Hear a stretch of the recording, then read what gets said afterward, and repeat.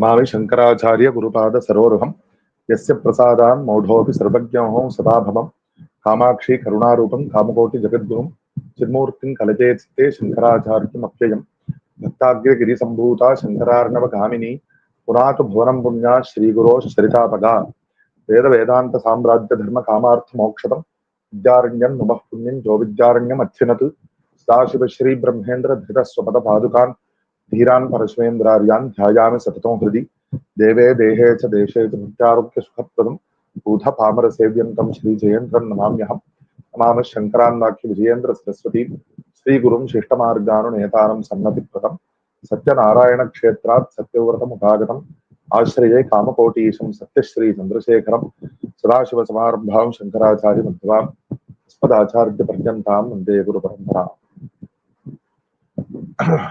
Our Shri Kanchi Kamakoti Mulamna Sarvika Pithadipati Jagadguru Shri Shankara Vijayam Saraswati Shankaracharya Swamigal last year performed Abhisheka to Ramanatha Swami at Rameshwaram with his own hands and thereby completed his Tirtha Yatra.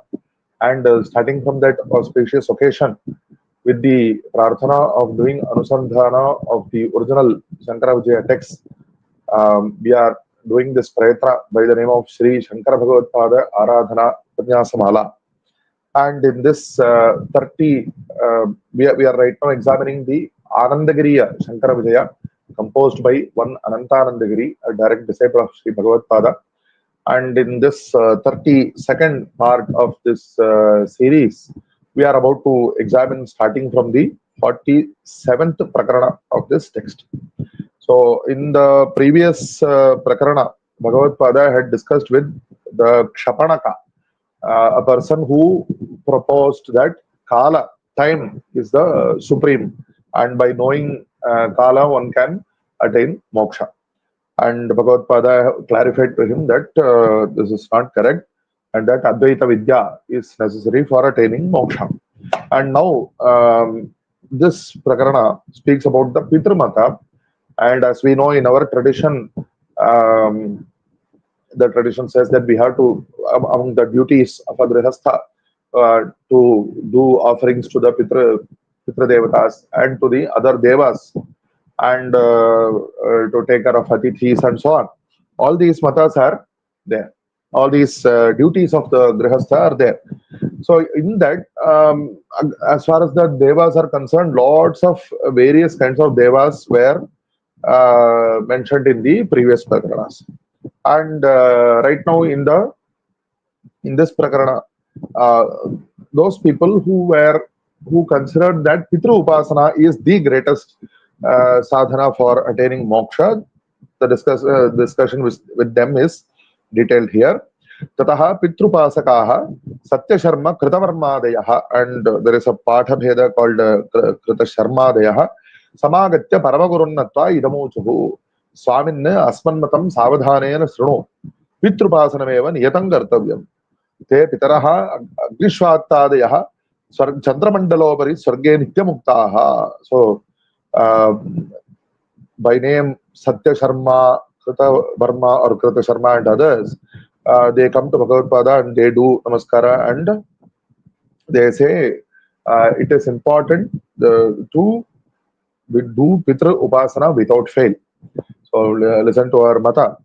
Pitra Devatas are by name of Agnishvata, Barihishat and so on. They are given in the Vedas and they are living in the Chandramandala. So how they live in the Chandramandala, it will be mentioned shortly.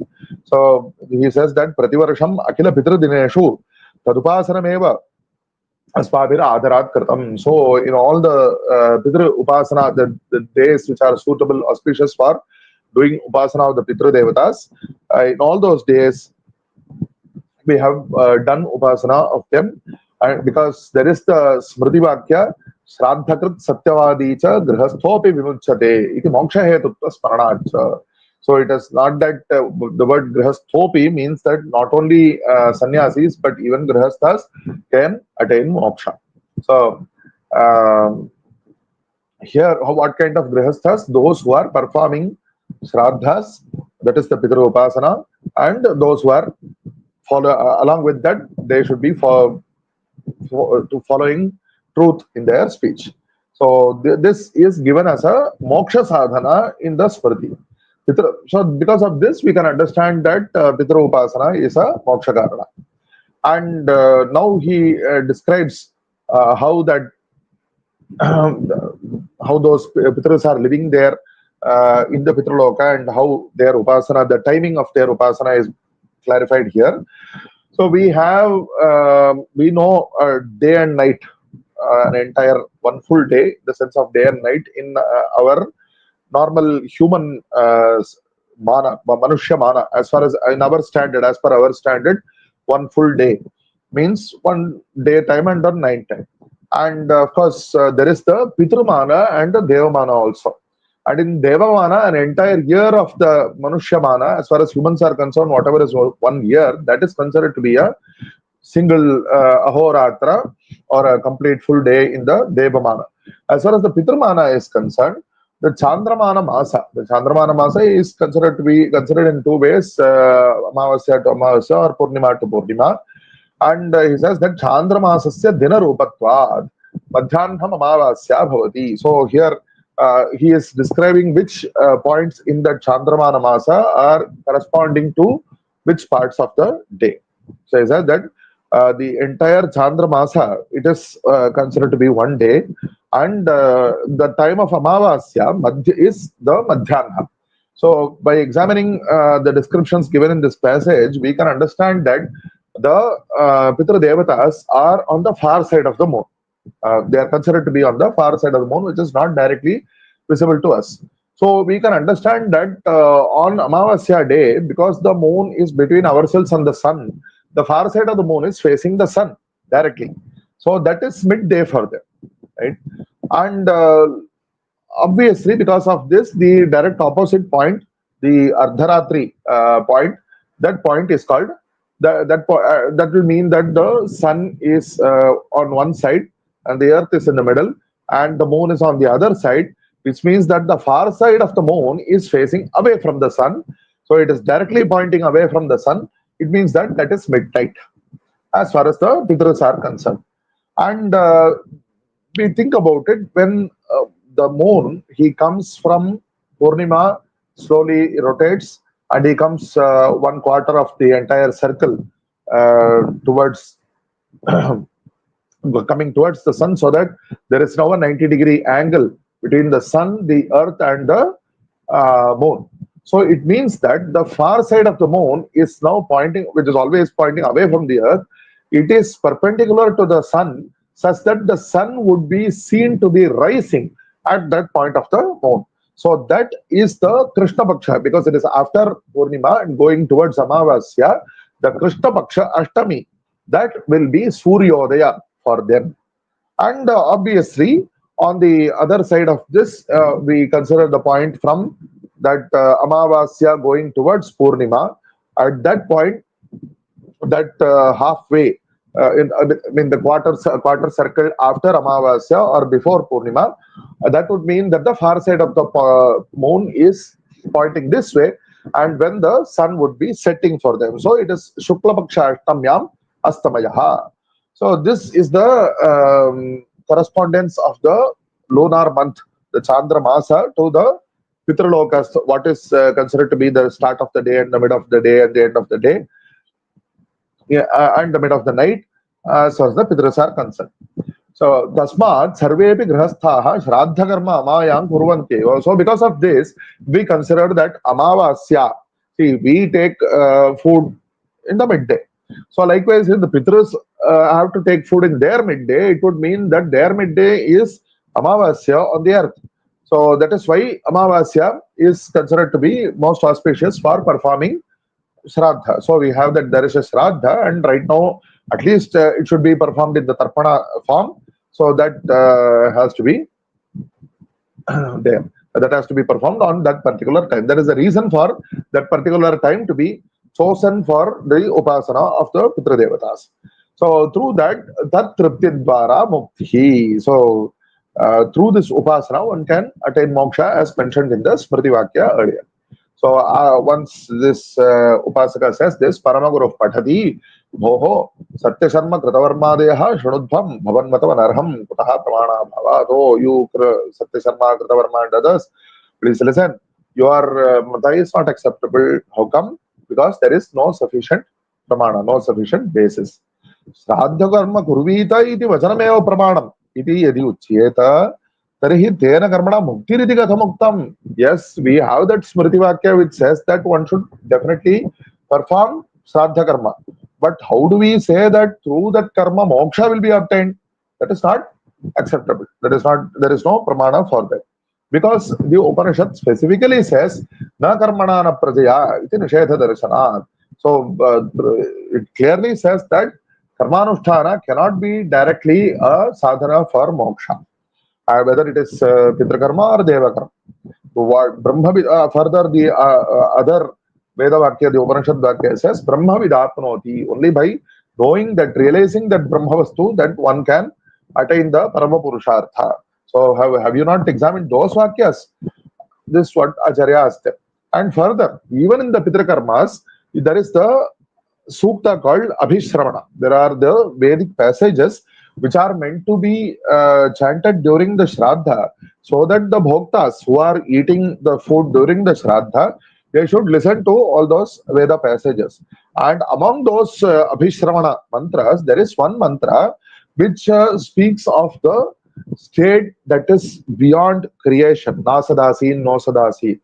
So those mantras are clearly pointing to that state which is beyond karmanusthana, beyond srishti sthiti samhara, that which speaks, those mantras speak directly about the Brahmavastu, which is beyond the world.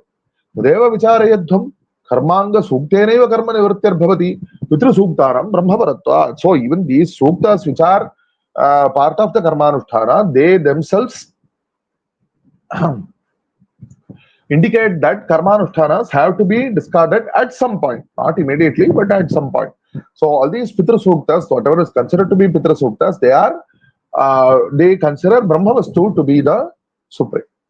And so we have to understand, this is why Acharya points out that whatever mantras are being pronounced in the Karmanushtana, in the Shraddhanushtana, which you are holding so sacred, even those mantras are indicating that we have to go beyond Karmanusthana, we have to go to that Brahmavastu which is beyond the world. So you can't say that just by doing the Shraddha Karma, one can attain moksha. It goes against the very mantras which are pronounced in the Shraddhanusthana. And further, Acharya gives a small Mimamsa lesson. In the earlier Prakarana, we saw how there was a small Upanyas or a small lesson about Jyotish Shastra. And here there is a small lesson of Mimamsa. And this is to show that Acharya is not speaking all these things out of ignorance. Acharya is very much aware of the nuances of the Shastra which is involved there, which is Jyotish Shastra in the previous Prakarana, and Mimamsa Shastra, which is instructing us to do Karmanushtanas, that we should not discard Karmanushtanas, whether they are Devakaryas or Pitrakaryas. Mimamsa Shastra is the Shastra which speaks about these, which examines the Vedic passages and shows us how these Vedic passages should be interpreted. So that there is a small description of the content of the Mimamsa Shastra, in the sense that how Mimamsa looks at the Veda. So the Veda, it is in general, it is said to be Mantra Brahmanayor Veda Namadheyam. So the parts of the Veda which are pronounced during the Karmanushtanas, they are called mantras. And the remaining parts of the Veda which instruct how those Karmanushtanas have to be performed, which explain these mantras and so on, those mantras, those Vedic passages are called Brahmanas. So there are texts, Vedic texts which are called by the name of Brahmana, but there are some mantras in that text also, as part of that text also. And likewise, there are the Samhitas, which are actually the mantra Samhitas, and the Vedic passages, there are Brahmana passages in the mantra Samhitas also. So we have to be clear which passages are mantras and which are Brahmanas. Now here, beyond this, Mimamsa goes into dividing this into many parts. Actually, here only 3 parts are shown, but in Mimamsa, 5 parts are shown in more detail. Here, this is just a summary of Mimamsa, not the entire Shastra, obviously. So, that apart from the mantra, the Brahmana portion, that is divided into two. One is Vidhi and the other is Arthavada. So, those Vakyas which instruct you should perform Sandhyavandana daily, and if you want to attain Swarga, you can do Jyotashtoma Somayaga. And those Vakyas, they are Vidhis, they are instructions, do this, do this, do this. And likewise here, as per this text, it also takes the Nishedha Vakyas, those prohibition sentences which say don't do this, and so on. Those Vakyas are also taken as part of this Vidhi, the subdivision called Vidhi, in the sense that they are instructing whether to do something or to not do something. They are also instructing, so they are here, they are considered to be part of Vidhi, but in Mimamsa, they are taken separately, the Nishedha Vakyas, apart from Vidhi. And further, as regards Arthavada Vakyas, they are also of two kinds. Some Arthavada Vakyas, or maybe the majority of Arthavada Vakyas, they are used for the Prashamsa of the Karmanusthana, which is given by the Vidhi. That is, see, if the Vidhi Vakya says do this, immediately not everybody will enter into doing it. So you have to say that why this is to be done. In lots of places, such explanations are there. Not everywhere, but in many places. And further, there will be some stories which say that that person did this and he also obtained this phala. And if you do this, you will also obtain the phala, and so on. So such passages are useful to make the listener interested in the Karmanusthana. So those Arthavadas are there. And further, there are other Arthavadas which are the mostly in the Upanishads, which which speak about the Atma Tattva. So here, Atma Tattva, as far as the Mimamsakas are concerned, that is not immediately for Atma Jnana and Moksha, but it is of the purpose of Atma Jnana, of knowing the Atma Vastu, is different in Mimamsa, but definitely they also accept that these Upanishad passages speak about that Atma only. That is the actual content which is there in those Vakyas. So, this regarding this Arthavada Vakya, there rises a question. Why are these Arthavada Vakyas necessary? They are not so meaningful, is the objection. Because for doing Dharmanushtanas, the mantras, the passages which are actually to be pronounced are the mantras. And the passages which give us the procedure how to do the Prayoga, they are the Vidhi Vakyas. So what is the role of Arthavada Vakyas here? The Arthavadas are not going to be pronounced in the Karmanusthana, so they are not necessary. It is an objection. But the answer to this is of two kinds. One is that, see, as mentioned earlier, just immediately because somebody is telling you to do this, not everybody will enter into doing that. You have to explain why this has to be done, what is the usefulness, how it will be fruitful. Only then it is possible for you to expect that somebody will spend the effort into doing that actually. And then further, not only this, so anyway, because of that, those passages are praising this Karmanusthana, then people will be interested and actually do the Karmanusthana, so they are supportive of the Vidhi Vakyas. So this is one answer.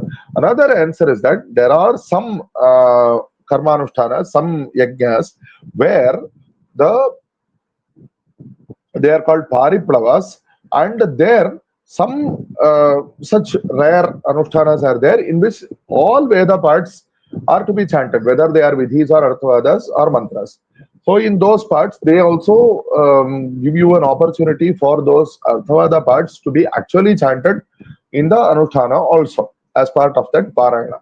So thus it is said that these arthavada vakyas are useful and have to be accepted as the ataha anushtana upayogitena arthavadaha grahyaha bhavanti.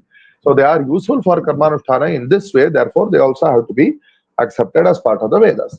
And then mantras to Gayatri Adaya. So we have lots of mantras which are giving the Swarupa, it speak about the greatness or the qualities of the various devatas.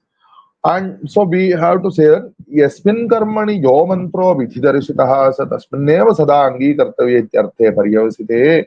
So this we also have to say that this karmanusthana has this mantra has to be uttered in this particular place as part of this karmanusthana. All this is understood by the vidhi and the arthavada to do the vinyoga of the mantra.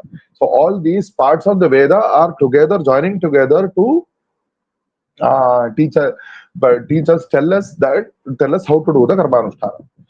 Ityarthe paryavasite. So this is what this is the way that Mimamsa speaks about the Vakyas. But here the point is that there are Veda passages in which there are mantras, as mentioned earlier, that the mantras which are present in the Shraddha also, that are uttered as part of the Shraddha also, and there are other Vidhi Vakyas, or definitely even Arthavada Vakyas, which show Arihi Akhandam Nirgunam Nitya Shuddha Buddha Mukta Swarupam Sarva Mantra Avachya Munneyam.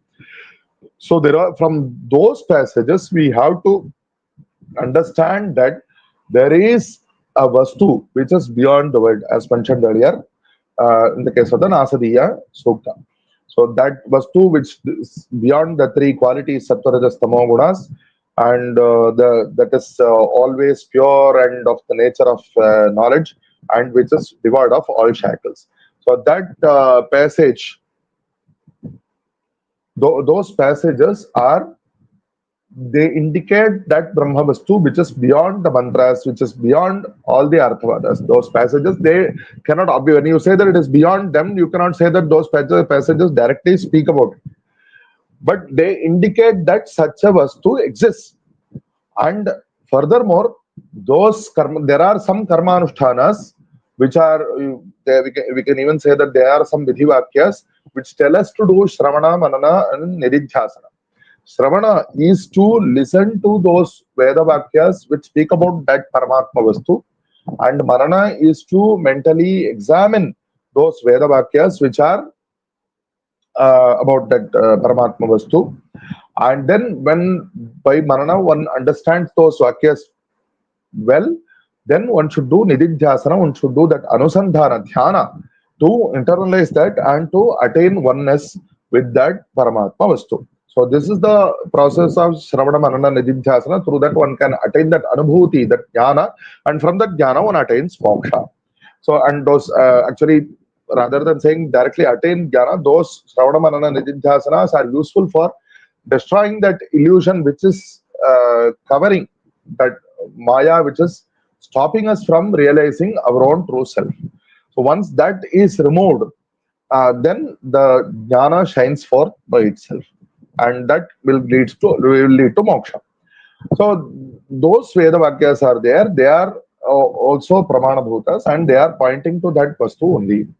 Vedanam Sagunatvat. So Vedas are, furthermore, the majority part of the Veda is speaking not about the that Paramatma Vastu, even though, but there are some parts. That is the distinction that is being pointed out here.